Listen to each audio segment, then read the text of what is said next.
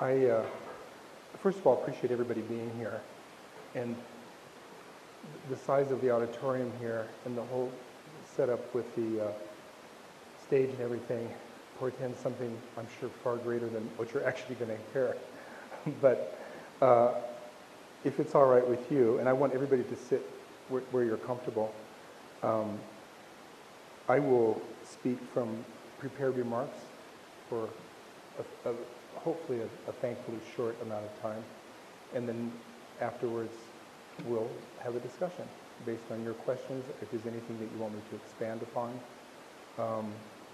I'll just tell you at the outset that as you think about your questions, nothing is off limits except my children. Anything else is fair game. When one has been away from Utah for a time, it is always a bit of a shock to experience anew the stunning beauty of this place. It was a day much like today that I first saw the lofty and breathtaking beauty of these mountains as I began a journey that started at BYU with aspirations and expectations filled with hope and as soaring as the magnificent peaks of the Wasatch. In my youthful naivete, never could I have imagined that the beliefs and the expectations that I held and the course that I had plotted for my life would be so fundamentally changed by events that I could not imagine and by people that I had not yet met. I was by any measure a believer in Mormonism. I had joined the Mormon Church in high school, and I found an anchor in the absolute and unwavering foundation of the beliefs of the Mormon Church. My upbringing was profoundly unhappy due to the disastrous marriage and later divorce of my parents. There was, in addition to the dysfunction of my home life, a terrifying secret that I feared about my identity that I dared not think of or mention to any other living soul. My arrival in Provo as a newly accepted freshman at BYU, this was a long time ago, was a fresh start and the sure foundation for my future life. I was unshakably certain that the foundation of educational success, a mission followed by marriage, was the path that led to the normalcy and happiness I so lacked in my earlier life. Surely my homosexuality would somehow be taken care of in the carefully plotted course and moral absolutes of the faith I had so thoroughly embraced. That path was not to be. After a year at BYU and a successful mission to Japan,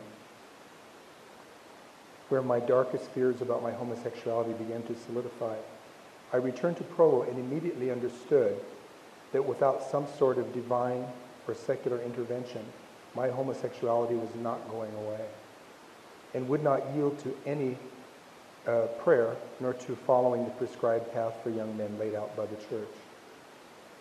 I will refer to the Mormon Church as the Church of Jesus Christ of Latter-day Saints as the church. I'm well aware that there are other churches, but I'll just do that for brevity.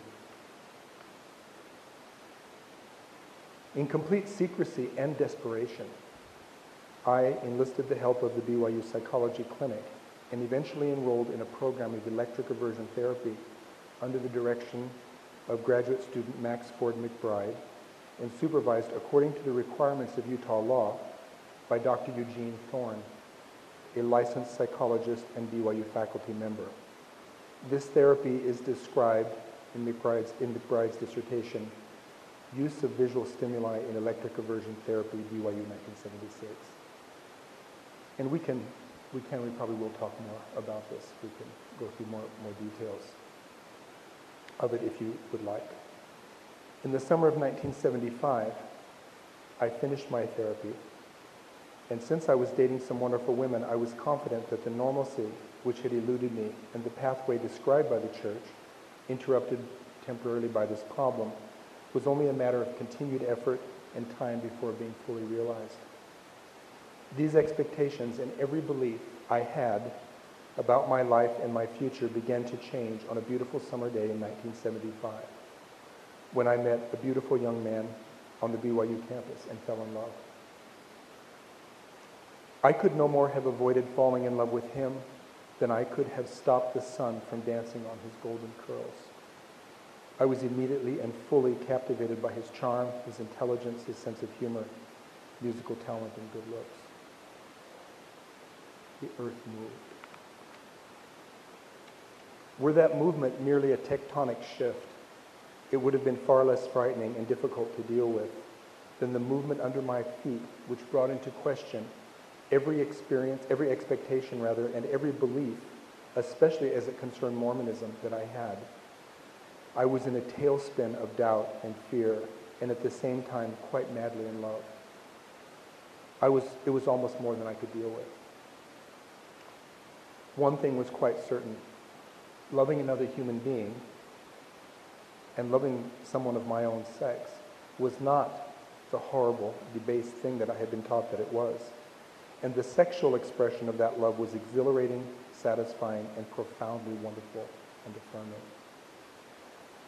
After my partner left BYU for a mission, and I left Provo for a time, I returned to finish my degree. Eventually he returned, and our relationship ended.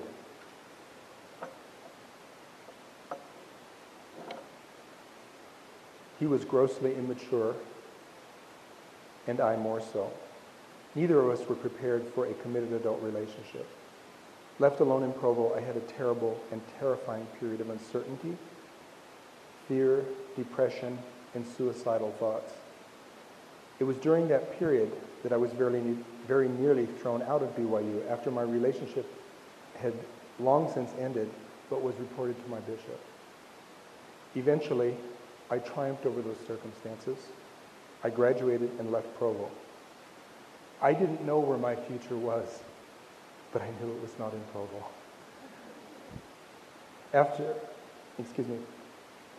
After I graduated, I struck out for the polar opposite of Provo, the San Francisco Bay Area, the bastion of gay freedom, equality, and sexual expression. For a time, I attended church, still dated women, and began to explore my sexuality, while at the same time, I began to launch myself into the political realms of gay identity and civil rights.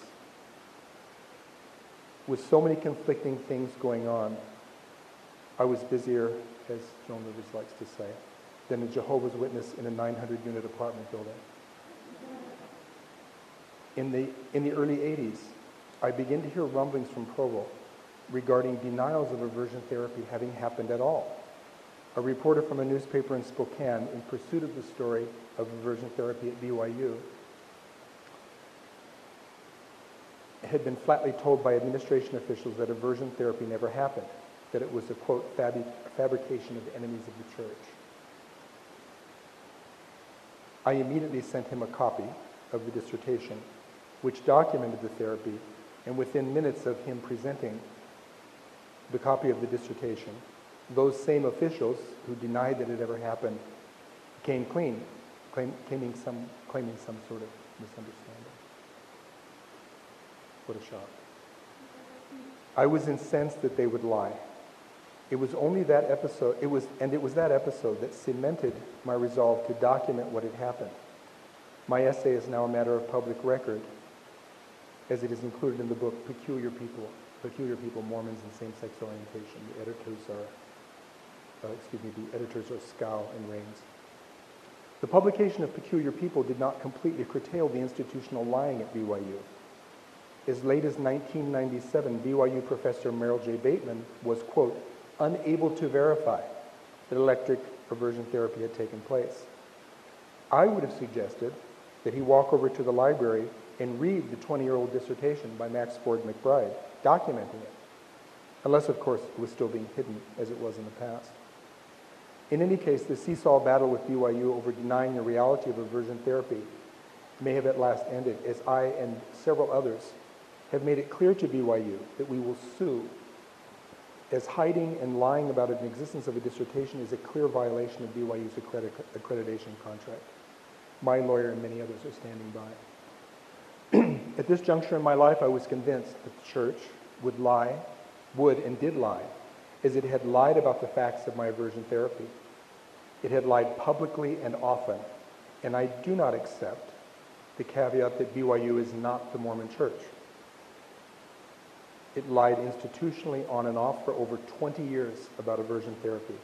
And BYU is owned and completely under the directorship of the leading authorities of the church. To suggest otherwise is quite simply nonsense. What was more important to me during that time is that I understood that what I had always been told by the church about my nature as a homosexual man was not true. Because for the second time in my life, I was in love with a wonderful man. While he is no longer my partner and we still deeply love each other, and he and his current partner will be in my life for as long as I live. The physical distance between us and the fact that we discontinued our relationship as intimate partners has not in any way diminished my love for him, as it has in fact grown. I have known him for 30 years. No one loved him for 30 years. This week, I think. My ability to love him and to continue to work on my relationship issues in the context of our ongoing and changing relationship, to continue to have a loving relationship with him and his new partner, have been a testament to me of the power of love and the life-affirming nature of love. Both times that I have been in a loving, intimate relationship have contributed to my growth. There is nothing like having a relationship end to force you to face your most difficult areas of dysfunction. While my personal, loving, intimate relationship was changing, my relationship with the church was failing. A new job took me to Honolulu, where I witnessed firsthand the church's political involvement with the battle over same-sex marriage in Hawaii. I was horrified and angered by the tactics employed by the church. During this ferocious battle, a direct contribution of $600,000 by the church to an anti-gay marriage political action committee produced day and night television ads which relied on vile fear-mongering about homosexuals with the usual implied threat that homosexuals are all child molesters who pose a danger to children. As I participated in hearings regarding the issue and became public in my support of equal protection under the law for homosexuals, I began for the first time to receive death threats. I have from that time forward always had a post office box so as to hide my address. I will never again, however, hide who I am. When I returned to California in the year 2000 on the heels of Prop 22, the voter-approved statute later overturned by the California Supreme Court and precursor to Prop 8, I was convinced that the church, at least in dealing with politics and in terms of its individual dealings with me, was quite willing to lie. Within a few years, I requested that my name be removed from the records of the Mormon Church. Leaving Mormonism gave me the opportunity to examine other aspects of it, things I had never allowed myself to think or read about while still a member. I found other things in Mormon history and doctrine that disturbed me, which invites a seminal and I think important question that should be discussed at least briefly here today.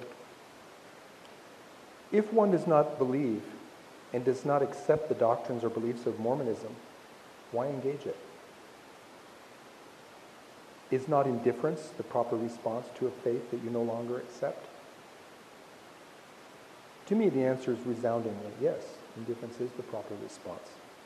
However, to that I will add a very few important caveats which explain why I still engage Mormonism as I am doing today. I am in fact fully satisfied that I have made for myself the best decision in leading Mormonism. My interest in engaging with it can be summed up easily. I am not content to stand by while the church continues to demonize gay people and why gay youth are told that their sexuality makes them somehow deficit people, and while gay youth continue to kill themselves in alarming numbers. I am not content to remain silent while the Mormon Church engages in the political system using vast amounts of money to demonize and to marginalize gay people and to restrict their full and equal protection in American life, fully protected in their rights guaranteed by the U.S. Constitution. Finally, I will not remain silent while the church furiously tries to rewrite its history in order to excise unpleasant facts about Mormon history and doctrine. Beyond that engagement, I am fully content to allow Mormons their constitutionally protected right to freedom of conscience in the exercise of freedom of religion and in their right to participate as equals with me in the political process. However, the Mormon Church will be sadly disappointed if they assume that they are able to participate in politics and that in so doing, people like me will give them deference and refrain from criticism because they posit themselves as the sole representatives of God and the sole and final arbiters of truth. That will not happen. Nothing better illustrates my point here than the Church's recent participation with Proposition 8. We all know about that. A little bit. Following the California Supreme Court's decision to overturn the statute passed by voters known as Prop 22 because it violated the California Constitution's guarantee of equal protection under the law for all people, including homosexuals, Proposition 8 was put on the California ballot as a constitutional amendment to the California Constitution, and as we all know, it passed narrowly. The Church's participation was marked by church leaders encouraging individual members to donate to the political action committee known as Protect Marriage, as opposed to the direct contribution of $600,000 in Hawaii's anti-gay marriage campaign. I think the total church contribution, direct contribution, was $192,000. And after many, many months of saying that their contribution was a little over $2,000, as I think many of you know, a complaint was filed, and they amended that to $192,000. And we're not heavily fined in my view, but we're fined by the California Fair Political Practices Commission for not honestly reporting their contributions. The Church's participation was marked by church leaders, what is sadly similar in the two campaigns were the scare tactics and fear-mongering employed by the PACs in support of Prop 8. Widely circulated were the, quote, 6 consequences, written by Mormon pollster Gary Lawrence, who was in the 6-figure employ of the Protect Marriage Coalition. Lawrence also compared in Meridian magazine supporters of gay marriage to followers of Satan. Charming. His 6 consequences, not without irony, were soundly debunked by Mormon lawyer Morris Thurston, who said, quote, most of the arguments in the 6 consequences are either misleading or untrue.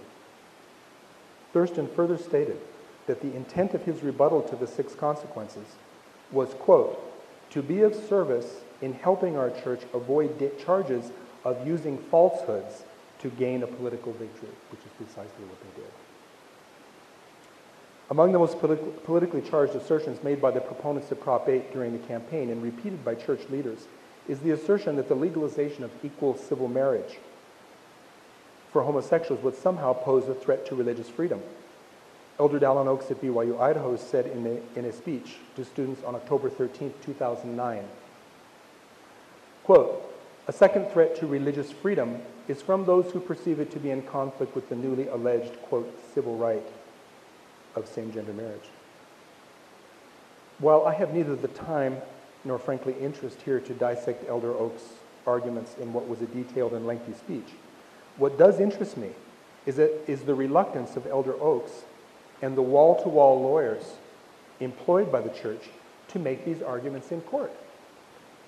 After Prop 8's victory and the 3 federal cases that followed the proposition, 2 at the federal court and the final case at the United States Supreme Court, neither Elder Oaks nor any attorney from the church were present as defenders of Prop 8 or as witnesses for the defense.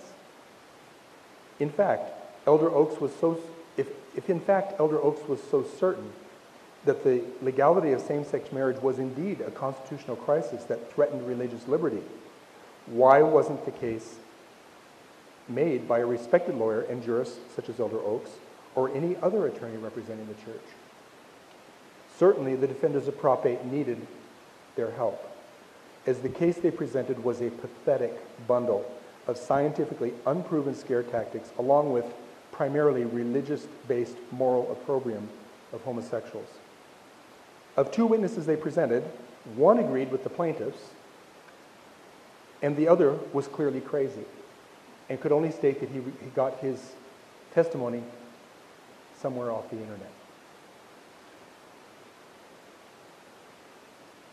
In the end, they were unable to prove compelling state interest in denying homosexual couples the equal protection under the law guaranteed by the United States Constitution.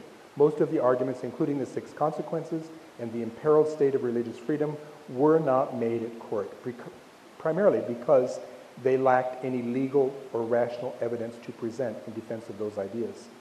Not once, not ever, anywhere has any church been compelled to perform marriages for anyone they do not choose to marry. Not once, ever. Not in the United States, not in any country that has legalized civil marriage for gay citizens. I would suggest that it is difficult then for Elder Oaks to find evidence of something that doesn't exist. Religious freedom was never mentioned as a legal concern by the proponents of Proposition 8 in court, because it is now and always was nothing more than a cheap, fear-mongering tactic. The framers of our Constitution, in my view, thought all this through very carefully. The protection of religious practice is carefully carved out in the First Amendment, a giant exemption in the very first one. Congress shall make no law respecting an establishment of religion or restricting the free exercise thereof. It couldn't be more clear or simple. While states may regulate marriage, and the regulation of marriage is a power reserved to the individual states, in that regulation, they may not breach the 14th Amendment guarantee of equal protection under the law without showing a compelling state interest in doing so. Such was the finding of the first federal case which was upheld at the Federal Appeals Court in the appeal of the lower court ruling. Interestingly, but not surprisingly, the United States Supreme Court did not address the equal protection argument, but let the lower court ruling stand and rejected Prop 8 because its defenders did not, the court found, have standing. In a statement following the United States Supreme Court ruling on Proposition 8, Mormon Church spokesman Michael Otterson states, I don't see him here today. I'm kind of surprised. Okay. Many Californians will wonder if there is something fundamentally wrong when their government will not defend or protect a popular vote that reflects the views of the majority of their citizens. In addition, the effect of the ruling is to raise further complex jurisdictional issues that need to be resolved, end quote. May I suggest that there isn't something, quote, fundamentally wrong with the government. The problem is that the workings of our government are not understood by those who think something is wrong.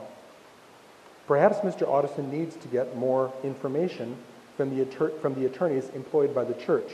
I am not convinced that they're getting their money's worth. The issue of standing was decided long before the United States Supreme Court case.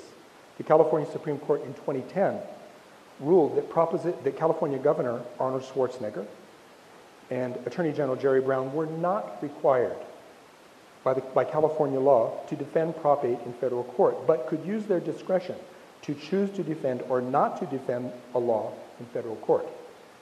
The Protect Marriage people were there defending Prop 8 because the governor and the attorney general were not required to do so. The people of California elected Jerry Brown to replace Arnold Schwarzenegger, and they likewise elected Kamala Harris to replace Brown. These were the officials in charge when the case went to the United States Supreme Court, and both ran on a platform of not defending Prop 8. If Californians were dissatisfied with their legal decision not to defend Prop 8, they had the opportunity to replace them. They did not. Michael Otterson's statement also causes me to wonder how in touch he is with what the majority of Californians think. Since Prop 8, public opinion has shifted strongly in favor of equal protection rights for gay couples, while at the same time, favorability perception of Mormons has plummeted. While I can in no way represent what the majority of Californians think, I can with certainty say that there are a great many who agree with my assessment. Californians did not appreciate being lied to, and many hold Mormons largely responsible for a political campaign marked by intense fear-mongering and outright deception.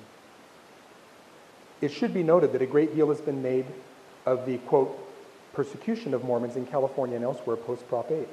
I'm eager to establish any evidence of persecution. There were at times loud public demonstrations on public land, and a few people taped signs or spray-painted messages on the fence separating the Los Angeles Temple from Santa Monica Boulevard. These were legal, peaceful, public demonstrations, and aside from minor vandalism of the fence, which of course is inappropriate, no illegal action has been proven, nor have any gay individuals or groups been accused of such. Widespread demonstrations in New York City and in Salt Lake City were peaceful, and all were on public property. A few businesses of Mormons were targets of boycotts. Boycotting is a fully legal and widespread practice used by civil rights activists of the 60s and by religious activists in boycotts of Disneyland and JCPenney, to name a few. Two high-profile persons who were Mormons quit. They were not fired from their jobs because their support of Prop 8 made for a very uncomfortable work environment with largely gay co-workers. Beyond misdemeanor vandalism of the fence of the Los Angeles Temple, I would like to establish any illegal activity taken by gay individuals or groups against Mormon individuals or property. There are none that I know of. And the Constitution does not guarantee that people must or will respect your beliefs, only your right to have them in peace and safety. It does not guarantee that your views must be immune from criticism because they are founded in your religion. It occurs to me that perhaps what Elder Oaks and other church leaders have to fear is not persecution, but irrelevance. As I step back from over 30 years of political activism and view my former faith, it becomes, other than my engagement with the specific areas of political involvement that I have outlined, and what I consider the dishonest rewriting of Mormon history, to me, largely, if not completely, irrelevant. Too many other things have caused me to doubt what I once so strongly believed. I am disturbed, for instance, by what disturbs many others, the hideous crime of the massacre at Mountain Meadows. And more importantly, to me, the consistent cover-up of the crime by the Mormon Church, which only ended with the publication of the thoroughly researched and undeniable treatment, Mountain Meadows Massacre by Juanita Brooks. The ugliness of the crime defies description. 120 unarmed men, women, and children were murdered. Men and boys shot usually in the head at close range, the women and children's skulls bashed in, to contribute to the narrative that the Paiutes, a people historically known for raiding pioneer parties, but not for mass murder, committed the crime. The bodies were stripped of clothing, and all the bodies were left unburied. The property and clothing taken by Mormons, and some contributed to the tithing house in Cedar City. All perpetrators were hidden, and only one of the 50 to 60 participants in the massacre was ever brought to justice. After the massacre, only after the bodies were scattered and torn by wolves were the remains buried by the United States military. The rock cairn that was constructed to cover the remains, after being viewed by Brigham Young, was ordered torn down by him. Is this the action taken by a man who claims to be a representative of God? Even today, the church has issued a statement of, quote, regret, but has never apologized.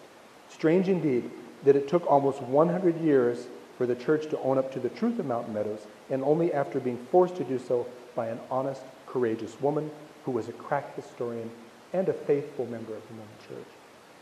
Likewise, after years of policy and doctrine that permitted and encouraged the most vile statements imaginable by church leaders, one can only marvel when pages of vicious, racist statements can be easily downloaded. That church leaders now say that they don't know the origins of the church's policies and doctrines and the resulting denigration and unequal treatment of people of African descent.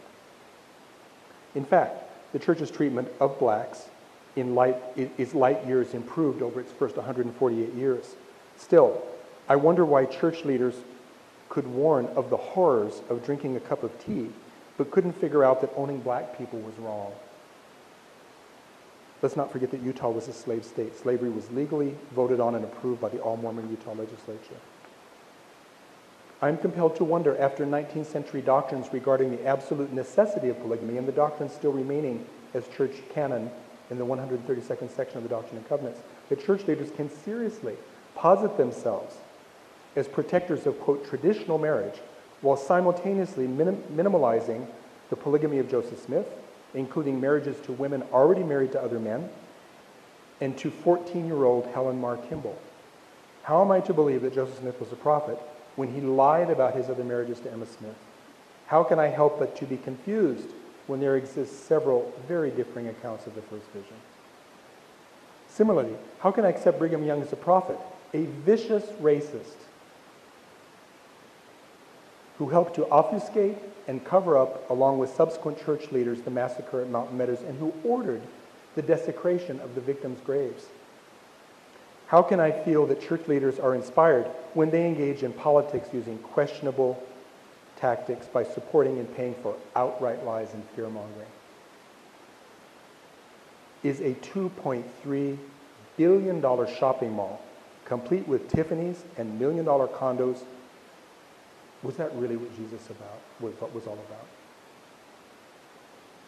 At last, I am left with only doubt in questions regarding Mormonism and indeed all organized religion. It seems to me that although many in organized religion, including Mormonism, are decent people who are trying to live according to their best understanding, that I neither need nor desire the middleman.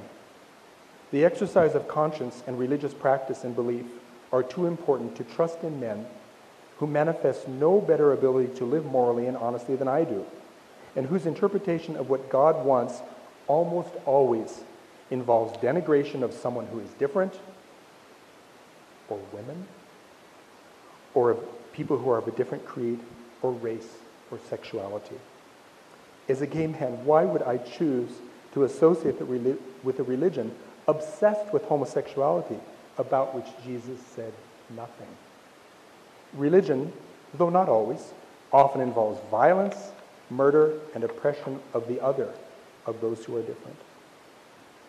As I reflect on the struggles that I have had in discovering myself and in living authentically, I often ponder the difficulties of people like a good friend of mine I have, who is genetically and physically both male and female.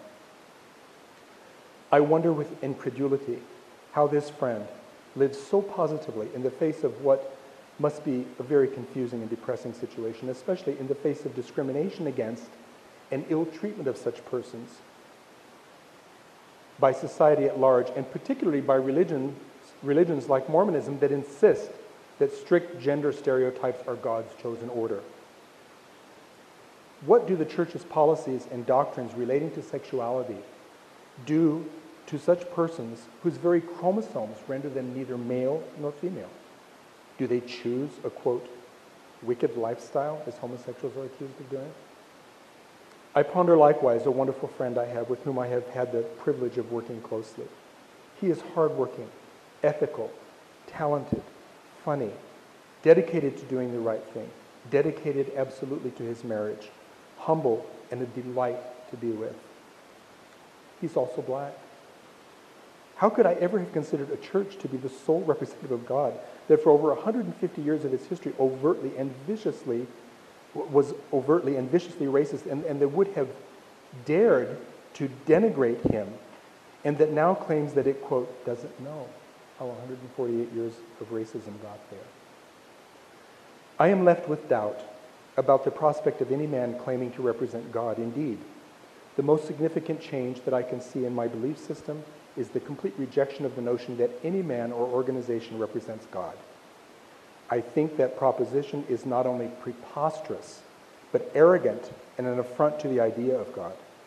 I am certainly not able to ascertain whether or not there is God, and I consider it even more unlikely that someone who is at least possessed of as many faults as I have can realistically posit themselves as a spokesperson for God.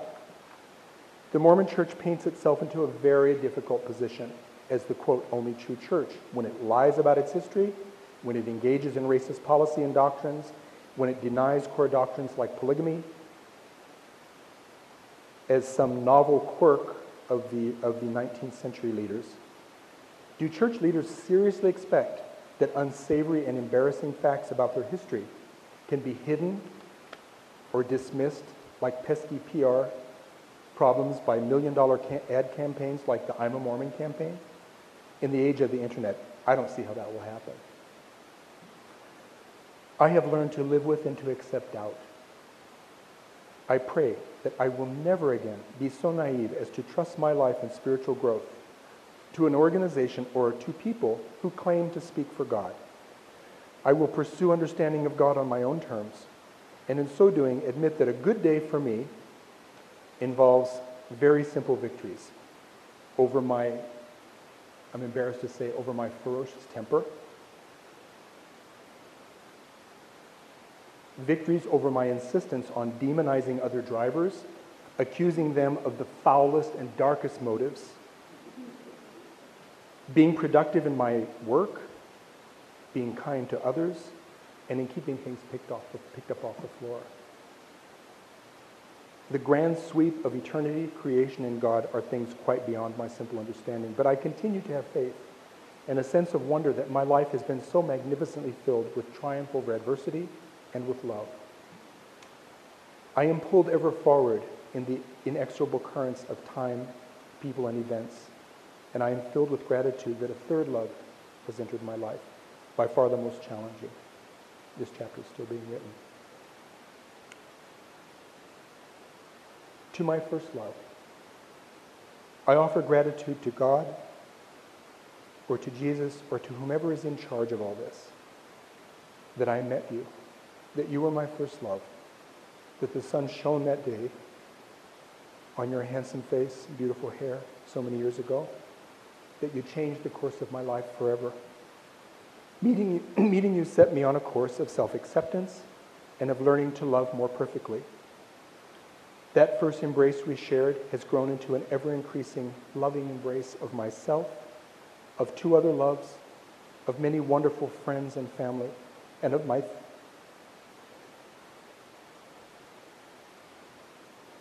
three children, and of my exquisitely beautiful granddaughter. I loved you then. I love you now, and I will love you until my last breath.